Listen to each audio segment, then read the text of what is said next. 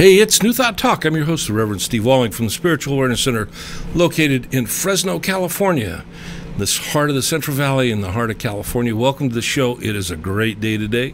I hope we got a great show for you today. I know I'm going to enjoy doing it. I spent some time last night and early this morning going over what I'm going to cover, and I feel pretty good about it, and I hope you feel pretty good about your day today, wherever you're at, whatever part of the world you're in. God is there, and it's all good. Okay, so I have been working through the what we call the textbook, The Science of Mind by Ernest Holmes, and that part of it, that's part 5, and the particular part that we're covering is entitled From the Teachings of Jesus, and we've been pretty much going through this on a consecutive basis from the beginning. And today, I'm going to start with this part that last week we spoke about the healing of the centurion's servant, and we covered that. And following that in the book is Jesus forgives a man and heals him. And so what I thought as I was going through this is I want to revisit this concept of forgiveness, because Holmes talks about it in so many ways, and yet sometimes we forget about it. We did talk a little bit about it earlier in this series that we're doing under How God Forgives. So we're going to kind of be bouncing back and forth between that and a little bit within the Living the Science of Mind also. So if you happen to have the books and you want to pick them up and follow with us, that's fine. But before I get to that, I wanted to share something here. He says, and this is from a book called The Philosophy of Jesus. He says, Jesus knew that he would not forever remain with his followers, and he knew that every man must discover for himself that he, as an individual, has a direct relationship with Spirit, with God. And it was Spirit, this divine comforter, that he had said would remain with us forever. Jesus did not say that when we seek the kingdom of God, everything would fall or everything else would be subtracted. And this is what I want to cover here. He says, and I'll go over this again. He did not say when we seek the kingdom of God, everything else would be subtracted. He said it will be added. He knew that we have need of physical things in a physical universe. We experience life through the physical universe, but we live in a reality of a spiritual universe of spiritual beings. And oftentimes we can get a little confused by that, or have a little bit of a difficulty understanding. We talked a lot about reality last week.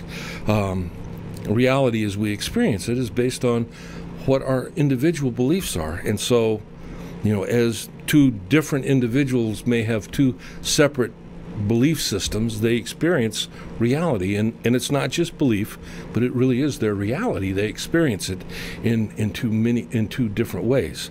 So to kind of bring this together, Ernest Holmes, as he began to teach the science of mind, and he talked about judgment, and he talked about forgiveness, and he talked about the 2 commandments that Jesus left, on which all the laws and the prophet hang, which is to love God with all we are and to love our neighbors as ourselves. As we break this down, simplistically, this teacher taught God's relationship to man, man's relationship to God, and man's relationship to man or humanity. And I'm using the word man, but woman, man, humanity doesn't make any difference. Our relationship. And this was the teaching. And you have to understand, back in the day when Jesus was walking the face of the earth and teaching this, he was really considered a radical in so many ways. the idea of a loving God really was kind of strange at that time. Matter of fact, it was so strange that following the death of Jesus in the years before we had Gospels written, one of the first Gospels that was written, and it's not included in the Bible in the New Testament, was written by a fellow by the name of Marcion. And Marcion so believed that the God that Jesus taught about was so different from the God of the Old Testament that he must have been a different God. And so when Marcion wrote his gospel, it so alarmed the early church fathers that they decided it was time to put together a canon that would bring everything basically into proper order as they saw it. So this radical concept of God had a lot to do with this concept of forgiveness, and a lot to do with how humanity interacts with God in the world. So what we talked about a week or two ago is how God forgives. He says we are told that God will forgive us after we have forgiven others. And you may recall that in the teachings of the New Testament, when Jesus was asked how to pray, and he gives us the Lord's Prayer, and that part of the prayer where he says, give us our daily bread, and forgive us our trespasses, as we forgive those who trespass against us. Or, depending on the translation, forgive us our debts, as we forgive those who are indebted to us. This is the deal. It says, can God forgive until we have forgiven? If God can work for us only by working through us, then the statement of Jesus stands true. Okay? And is really a statement of a law of cause and effect. And what he's talking about is we have to forgive. Why do we have to forgive? Why is forgiveness so important? And we move on now to this segment that we're going to cover today. And I've got 4 different segments I plan to cover, but I really want to drill down on this concept of forgiveness again. And so, depending, we may not get through anything more than this, but I will get through this. Jesus forgives a man and heals him. And this is from Matthew 9 and verses 5 and 6. Actually, it starts at verse 4. What it does is it starts with, there's some scribes or teachers, however you want to understand the translation, that are kind of hanging out with Jesus, and he sees this man who's a cripple, and he's on this mat, and he forgives him of his sins. And they kind of freak out, well, who's Jesus to forgive this man? And isn't this something that God does? And the way the story goes is Jesus gets an insight into what they're thinking about, and he says, is it really any different than to say, pick up your mat and you're healed and go your way? And so he says, the scribes who heard Jesus tell the sick man that his sins were forgiven, they said he blasphemed God in attempting to forgive this man. He said, well, but Jesus, reading their thoughts and knowing what it was in their minds, he asked them, he says, is it easier to forgive than to heal?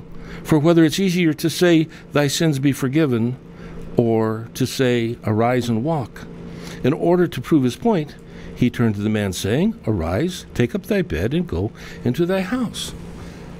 Well, this whole little scenario, as Holmes understood it, and as he describes in this next segment that we're going to read, really lays out some things that for a student of New Thought becomes very important. Because as we've spoken about, the idea that when we pray believing. But what is it that we believe? Well, if we think that our beliefs are only what we say during the time that we're speaking our word, if you will, that we're speaking our prayer, and that's the only level that God understands us at, we're sorely mistaken, because God understands us at the level of the totality of our beingness. So therefore, if we hold something against somebody, for example, if we hold judgment, we've covered judgment, for example, there's going to be some limiting factors going on in our life, and because we believe in limitation. He says, Holmes says, this incident has to do with a great psychological law. If one labors under a great burden of past mistakes, he devitalizes his body. He devitalizes his body. Now, we can talk about devitalizing the body physically, or we can talk about devitalizing the body in our day-to-day life experience, but either way, we've shortchanged ourselves, we limited ourselves, we have devitalized ourselves. And the vitality that we have is the vitality of life, and there is but one life, and that life is God, but life is our life also, now, as we exist and experience it. And as we limit our relationship with the divine, we limit the relationship we have with life itself. And this is what Holmes is talking about. He says,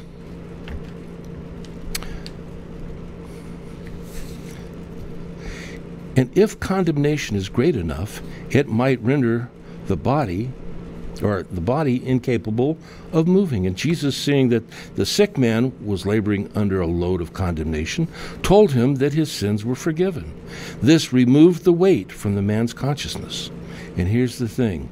Would Jesus have forgiven the man if he had thought God held anything against him? So the question that Holmes is asking there, would Jesus have forgiven a man if he believed that God held anything against that man? And the truth is, God doesn't hold anything against any man or woman. What's held against us is what we've created to be held against ourselves. He says, certainly not. He knew that the eternal heart is one of love, and that God forgives from the foundation of the universe. Indeed, he knew that the divine mind is too pure to behold evil and to know nothing about sin. To forgive from the foundation of the universe means there was nothing ever to be forgiven, because right from the get-go, God says, slate's clean. Well, what do we mean? And I'm kind of paraphrasing. What do we mean that the slate is clean? What we mean by this is that God does not hold anything against us, because God's not a man or a woman or an anthropomorphic being. God is a principle, a presence that is consciousness. It's love at some level beyond the level we understand. It's life beyond our ability to understand life. And it's mind beyond our ability to understand mind. And yet, it expresses as us and expresses through us. And it gives us the power and the ability of choosing and choice, volition as we call it, to determine our relationship with it and thus with our relationship with life. So we're going to take our first break and we'll pick it up when we come back. I'll see you in a minute.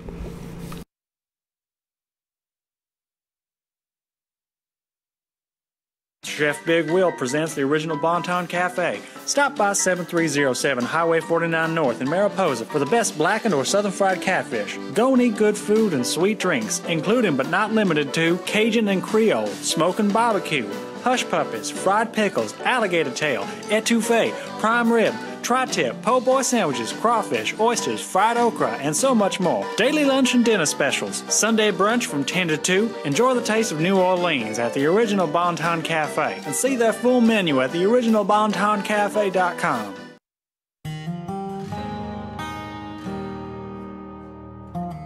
With Organic Pastures Raw Milk, you're getting a product that has been meticulously managed from grass to glass. From our pastures to our dairy, creamery, and distribution, we work hard to produce a product that is safe and clean for you.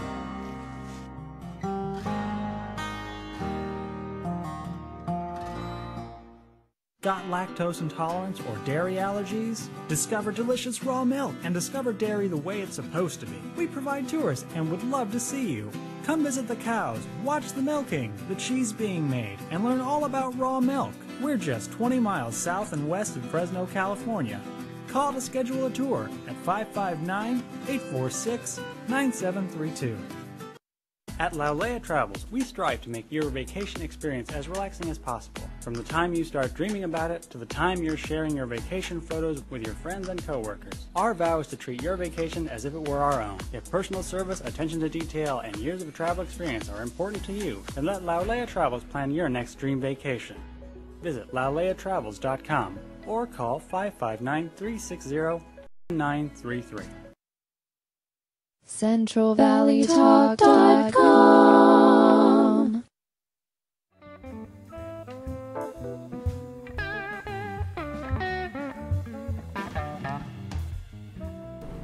Okay, moving on. I'm now in Living the Science of Mind, and I'm on page 400 under the title Our Need for Forgiveness. And Holmes writes, "We are all human beings, and we all have made mistakes.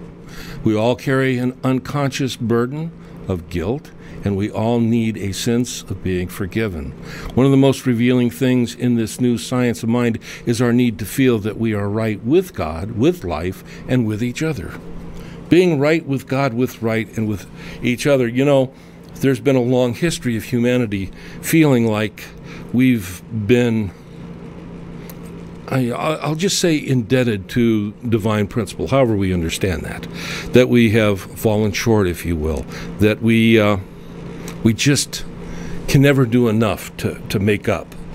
But that's not true. You know, if we are God expressing as us, what is it that has to be made up?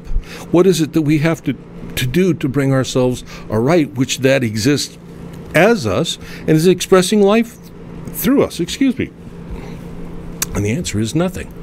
But where we hold our story, if you will, in mind, that's where we hold those things that tend to limit us. And part of our story is about a belief in limitation in the world, for example.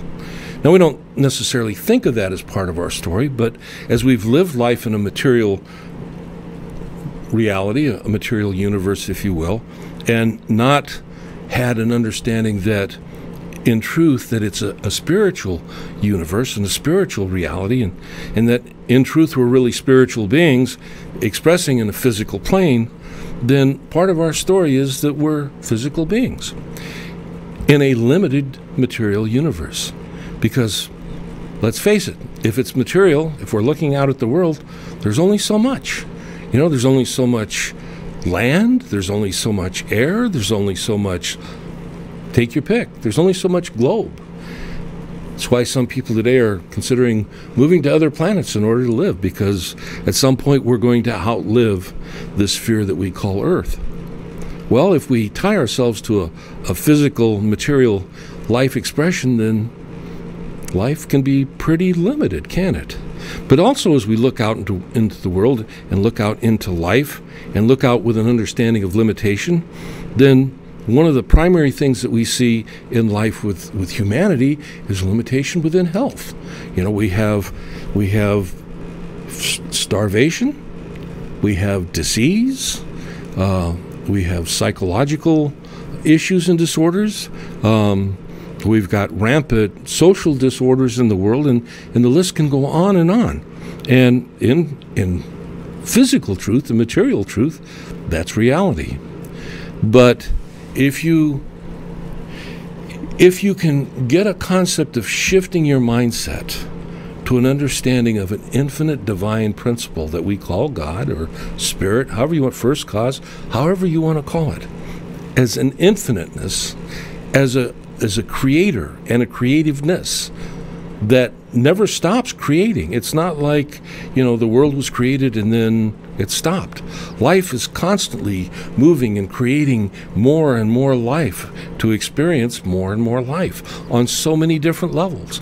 And if we begin to understand that on all levels, it's still the divine principle, God expressing as itself, then our relationship to our world, reality, and so on, it also shifts. So we look at God as principle, and we look at that principle as something that we call perfection. And the reason why we believe that it's perfection, because if it had been anything less than, it wouldn't have been able to continue to exist. I want to go back here.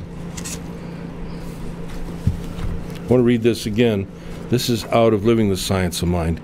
He says, this is Ernest Holmes again, on page 401. He says, we're putting on the proposition, and the only place where it can be handled.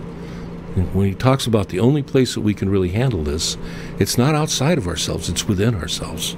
That's where we make the connection. He says, for when there is nothing in us that would condemn others, then there will be no condemnation felt towards either the self or others.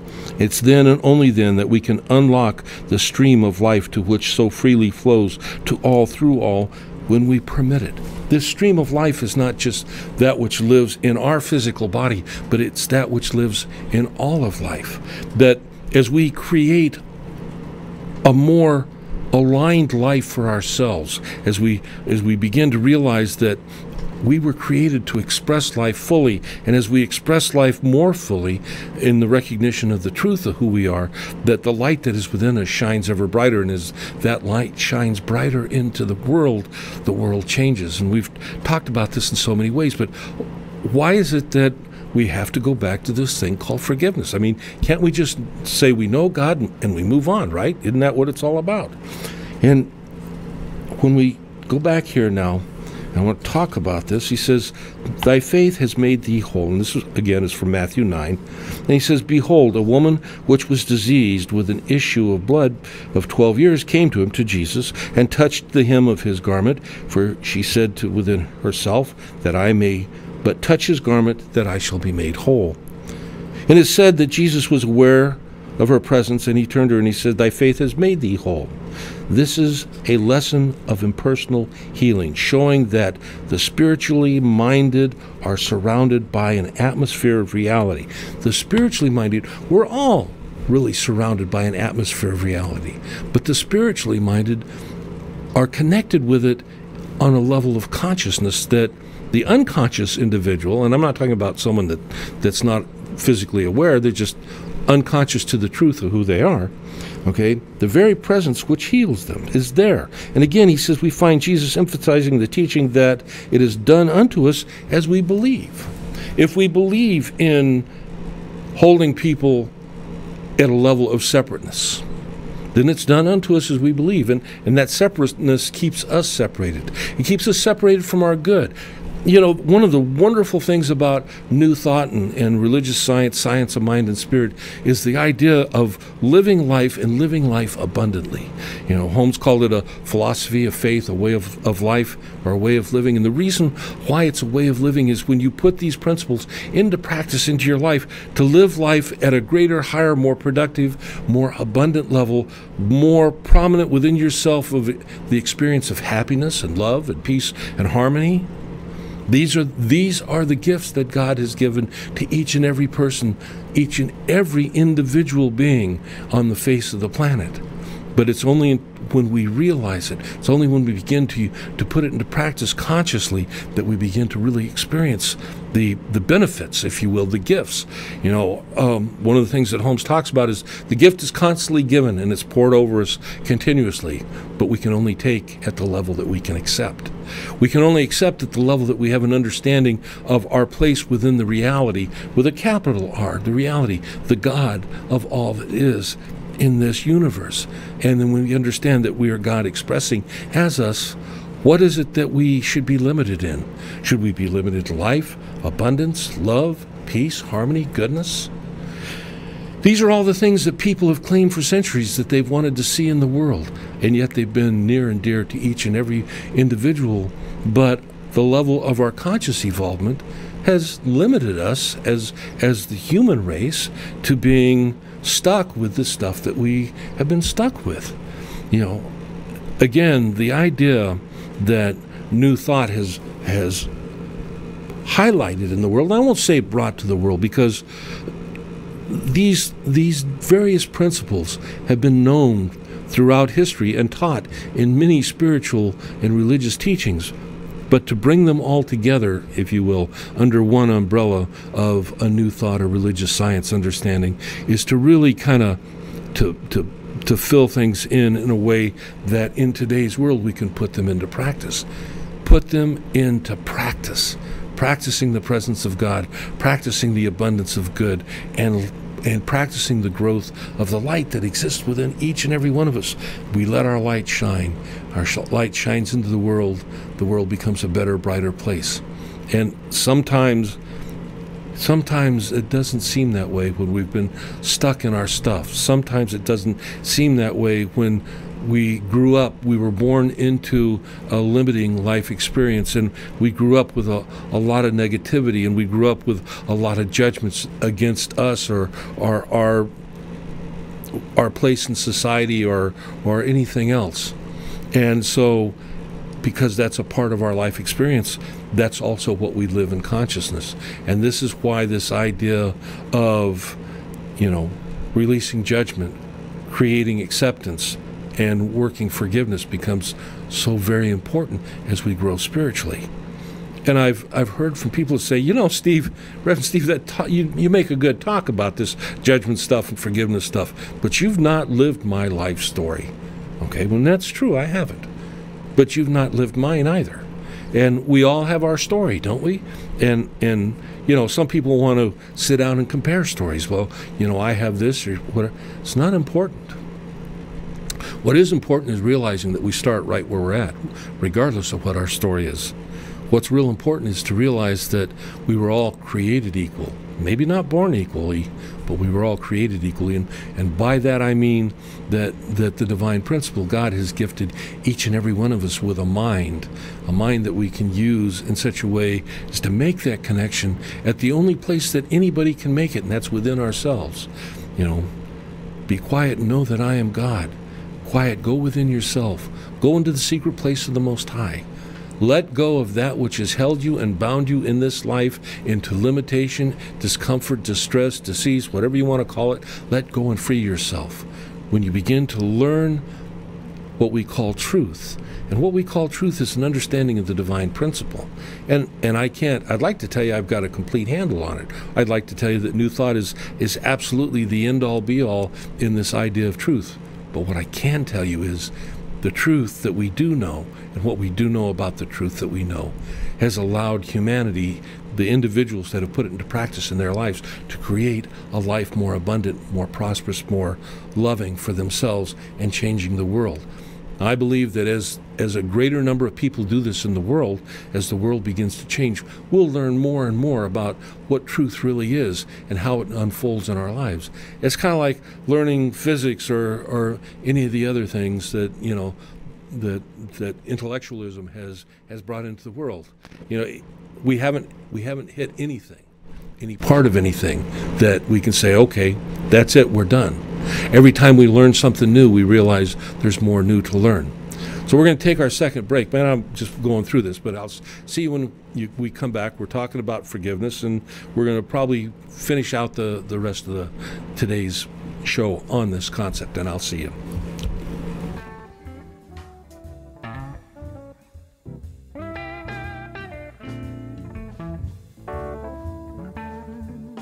Tell us about this. Okay, so this listing is over in Woodward Lakes. Ooh, it is nice. at 10595 North Seacrest in the 93730.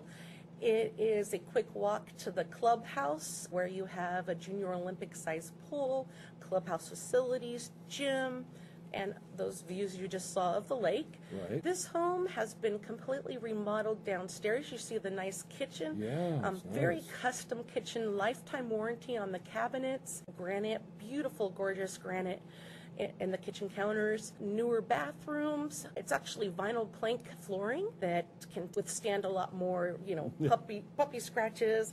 There's, It is it family friendly. It is family friendly, exactly. And that's a good thing. Yes. It has a gorgeous pool in the backyard, We 3 saw bedrooms, that, 2 yeah. baths, 1,624 square feet Nice on a size home. corner cul-de-sac lot Ooh, in a gated community. that sounds American, like a yeah, prime piece of property. I think so. What's the asking on that? The listing price is $375,000.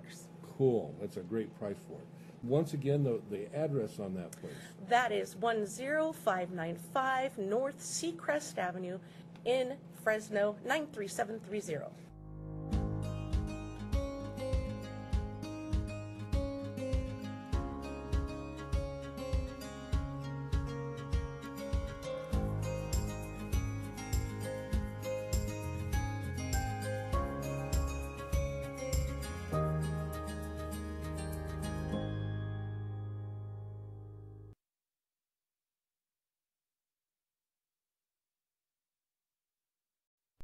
CentralValleyTalk.com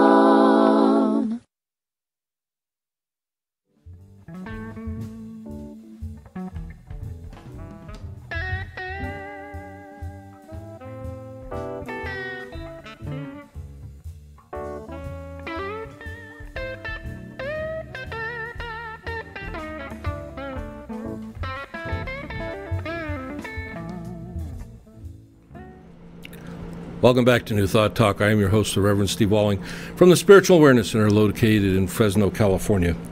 Once again, returning to living the science of mind, Ernest Holmes writes, "The nature of divine forgivingness is written into the very constitution of being itself, and the forgiving and is simultaneous with our use of the law, our new use of the law," he says. And when we stop making the mistakes that we've made, we will automatically be forgiven.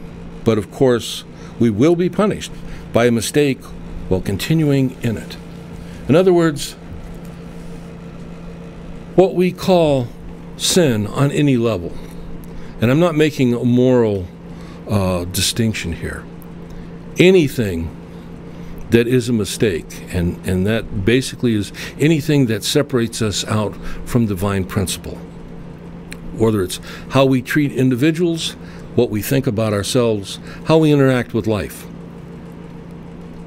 There is a law of cause and effect that we talk about.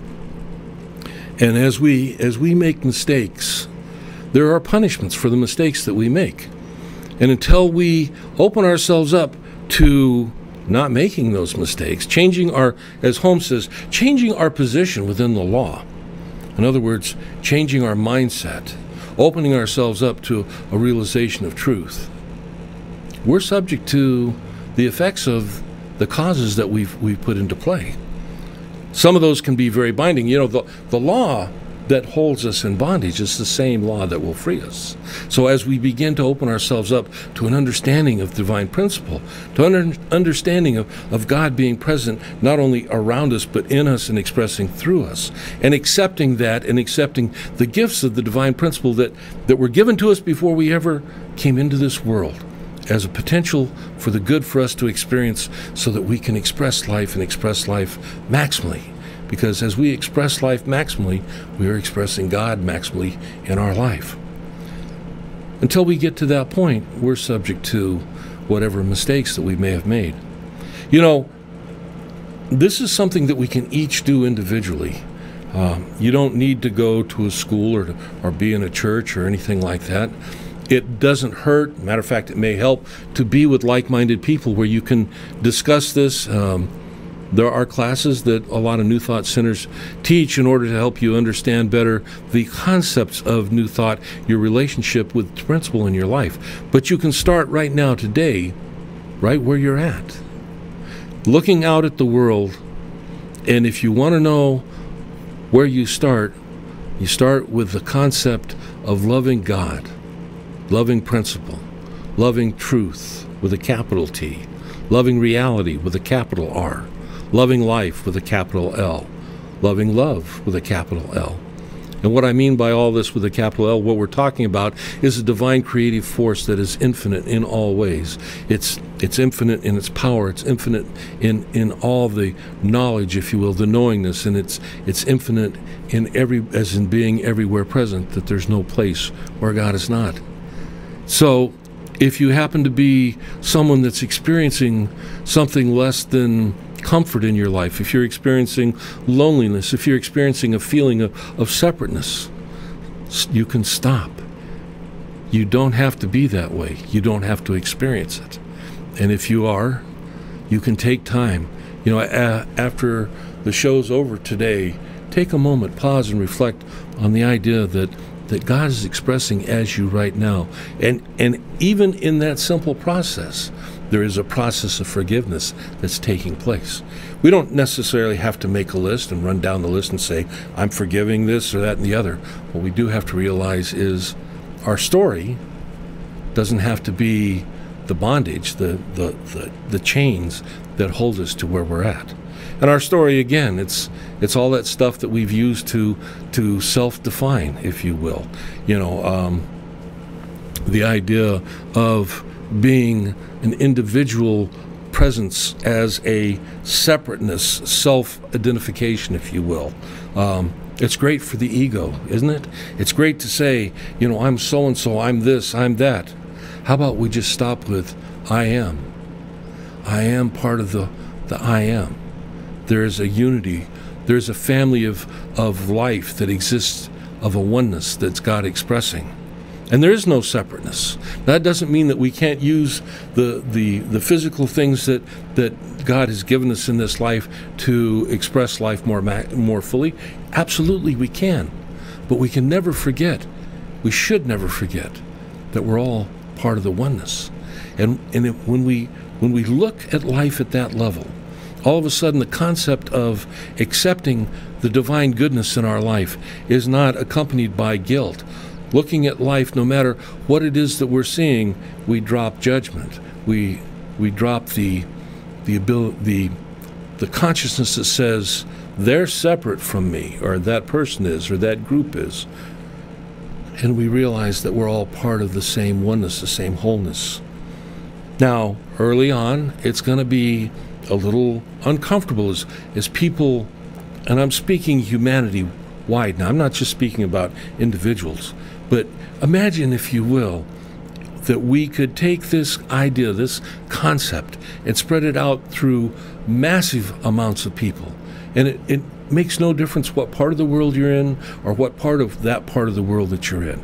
No matter, what side of any particular issue that you might be on. But imagine if we had massive amounts of people that woke up with an understanding that the divine principle that we call God, or by whatever name that we or they choose to call the divine principle, is in fact a unity, a oneness, an infiniteness, that there's no separation from it.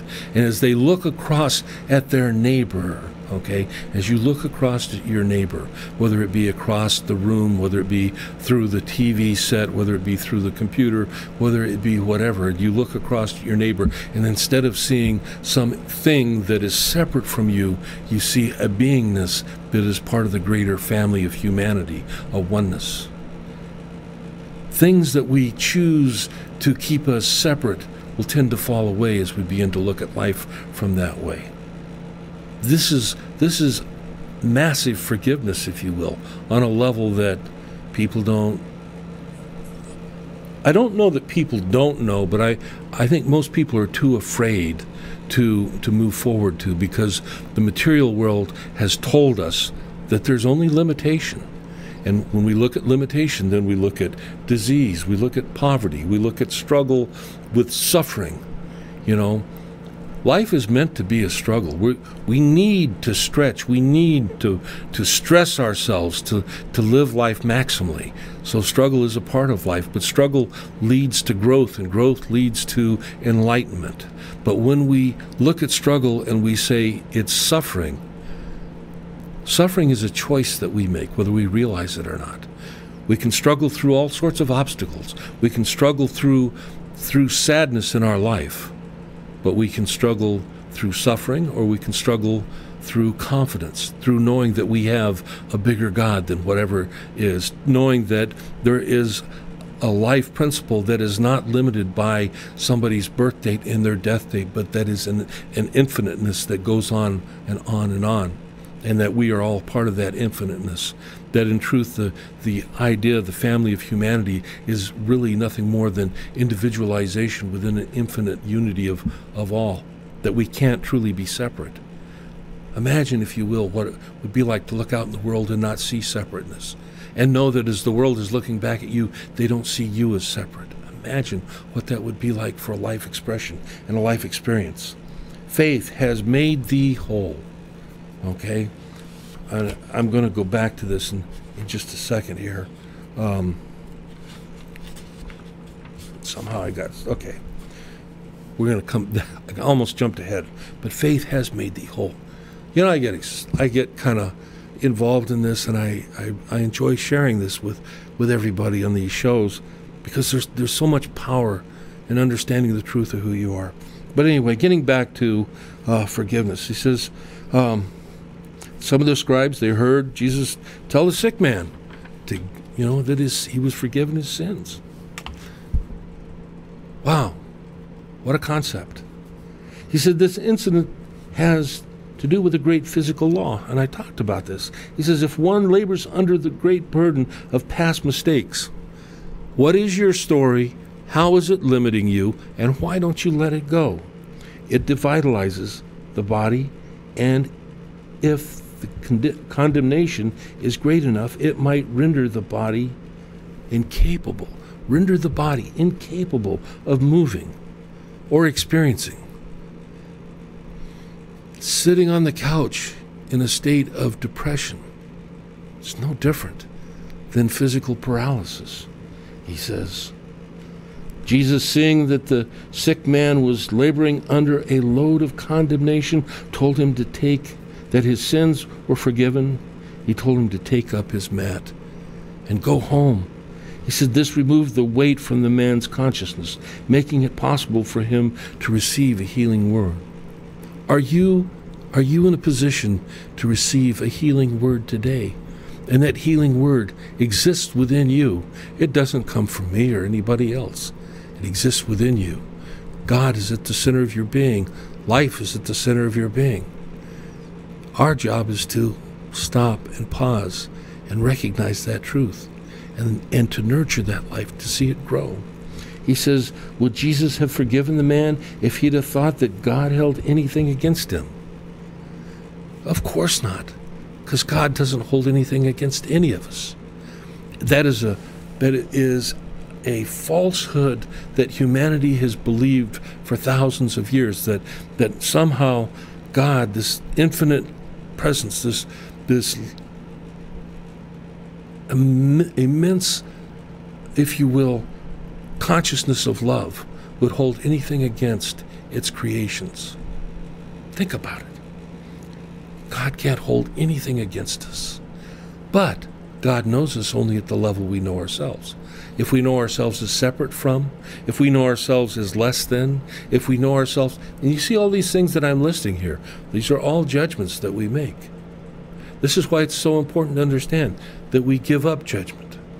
As we give up judgment, we move into acceptance, and from acceptance we can move into this concept of forgiveness. And through forgiveness, then we can move into living life at its fullest, to live in a level of faith, a wholeness that will set us free in our life experience. We're going to take our last break, and I'll see you when we come back. Having a good time.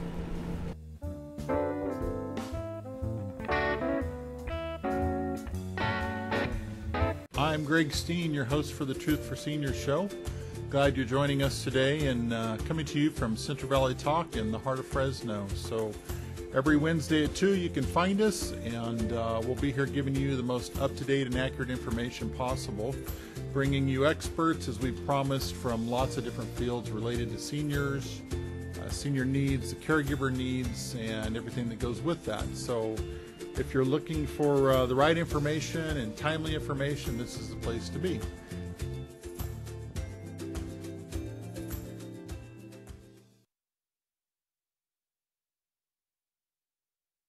Chef Big Will presents the original Bonton Cafe. Stop by 7307 Highway 49 North in Mariposa for the best blackened or southern fried catfish. Go and eat good food and sweet drinks, including but not limited to Cajun and Creole, smoking barbecue, hush puppies, fried pickles, alligator tail, etouffee, prime rib, tri-tip, po' boy sandwiches, crawfish, oysters, fried okra, and so much more. Daily lunch and dinner specials. Sunday brunch from 10 to 2. Enjoy the taste of New Orleans at the original Bonton Cafe. And see their full menu at theoriginalbontoncafe.com.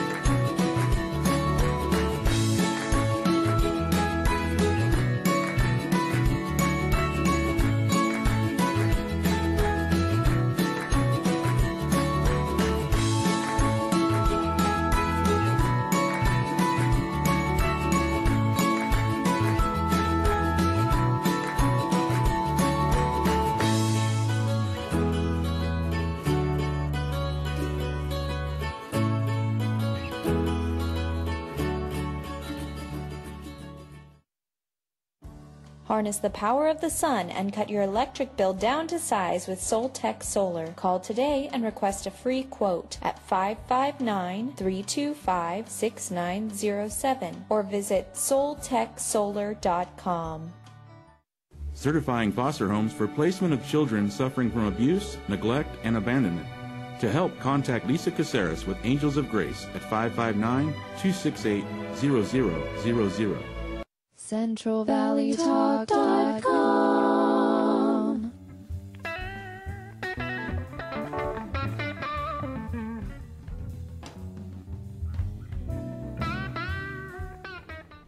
So we spent today's show talking about this concept of forgiveness in various understandings.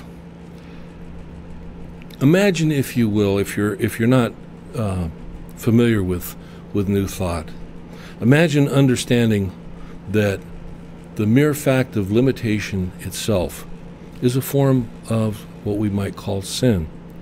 It's a sin in the sense that the divine principle, that which we call God, has given to each and every one of us.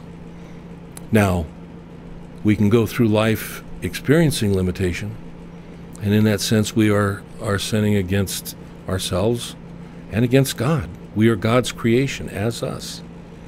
So how do we free ourselves from that? And I've talked about through this show and previous shows the idea of taking our story and putting it on the shelf, so to speak, starting right where we're at, and seeking to make a shift in our mindset, our consciousness, and that can be tough. I'm not belittling the journey that you're going to have to make, but it is your journey, and it starts with a decision. And like all journeys, once we make that decision and we commit to it, then we can move forward. You don't need a lot in a sense, and yet you need the infiniteness in another sense. So we stop each day and we pause. We pause and reflect on the good that's in our lives. No matter who you are, no matter where you're at, no matter how troubled life may be in this moment, you can find something in your day to be thankful for. And you can start right there, this idea of Thanksgiving. We talked about affirmative treatment last week's show, and the segment on having a consciousness of gratitude as we speak our word, if you will, is so necessary, so important. It's not just speaking words; it's putting ourselves in a consciousness of thanksgiving.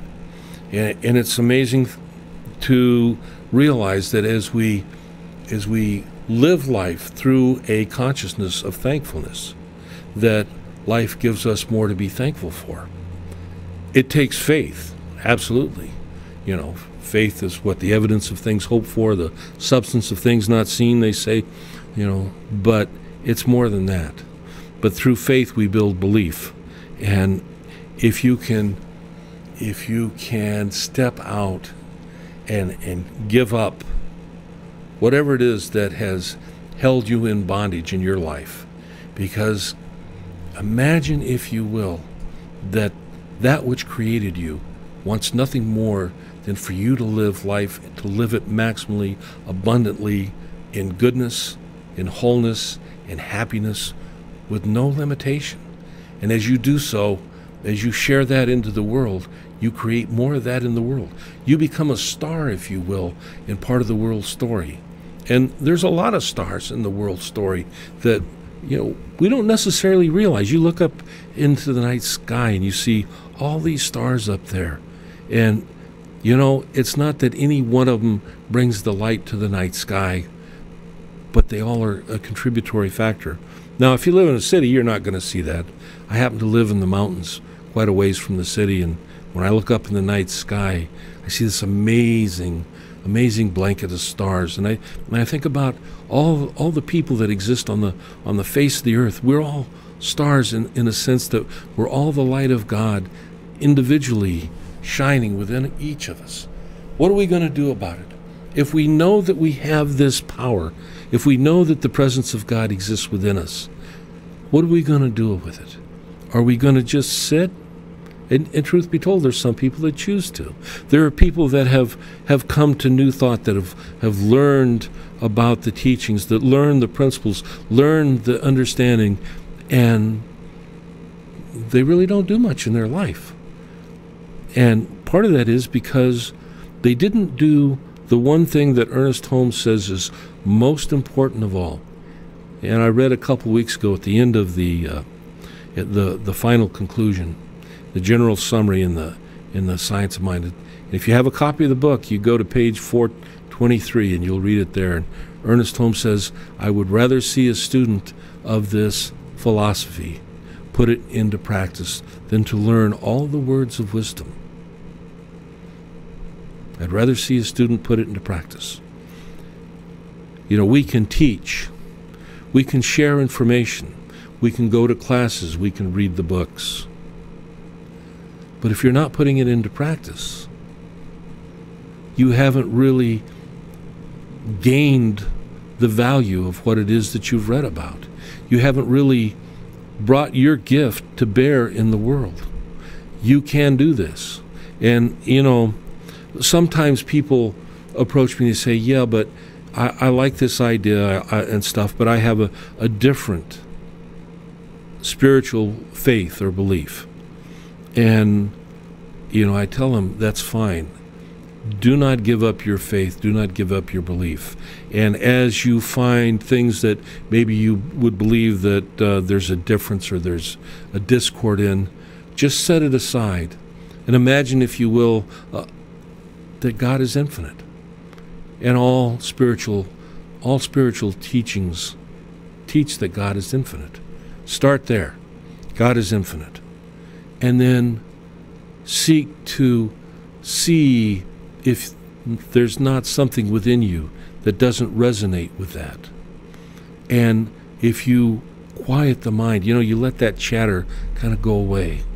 And when you realize that there is something within you, just, if you will, kind of think about it in a consciousness of love. And that's all. Just see it as a light of love, a consciousness of love, a center of love, a beingness of love. And just allow yourself to think about that, to meditate on that. Allow yourself to wake up in the morning with that idea before you open your eyes. And I talk about this, you know, pretty regular, that before you open your eyes, you know, you can thank God, the divine principle, however you relate to it, for the day, the gift of life that is ahead of you. And you can within yourself make a statement that today I am divinely guided throughout my day, that God is guarding me as I go through my day, that no matter what may come my way, I have a bigger God than any obstacle, any problem, any expression, anything that life may bring. And I'm not saying that life's not going to bring its stuff, because life comes at us at the speed of life for sure. But you have a bigger God, you really do. And when you open yourself up to that, you know, seek to spend time with like-minded people. Share your thoughts, share your discussions. There's a whole lot about this idea of coming together that we'll be talking about in the future, that, you know, you can make change in the world without going out and telling the world how it has to change so that you can be happy in the world. You can make a world within yourself that creates a world of happiness around you. And that's the power of this, you know.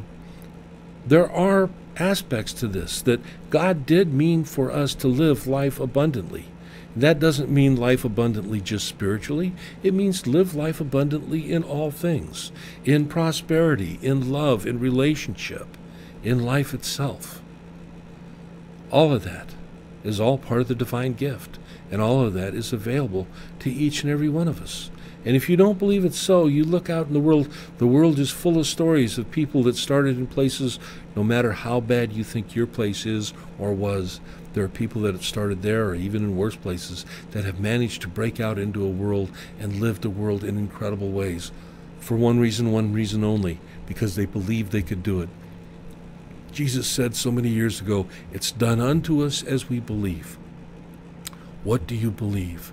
Do you believe that there is an infiniteness of good, or do you believe in lack and limitation? That's the question I'm going to leave you with today. What do you believe?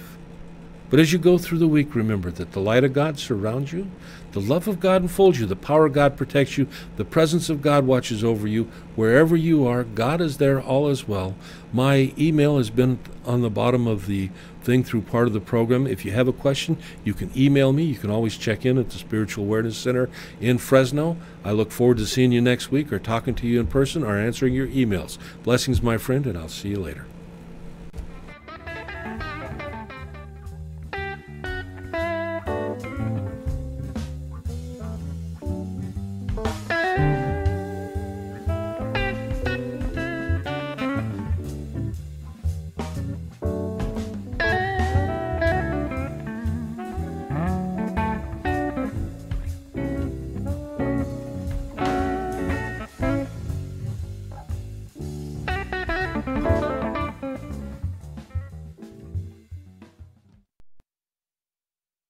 CentralValleyTalk.com